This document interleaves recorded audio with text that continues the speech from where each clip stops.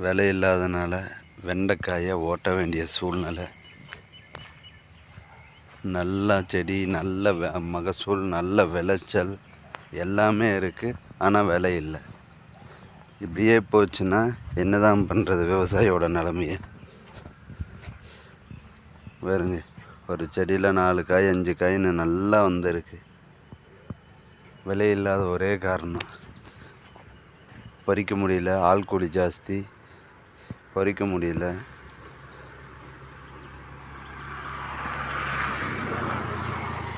சுத்தமாக விலை இல்லை. விவசாயியோட வேதனையை எங்கே போய் சொல்கிறது? நம்ம விளைவிக்கிற பொருளுக்கு நம்மளால் விலை நிர்ணயம் பண்ண முடியல.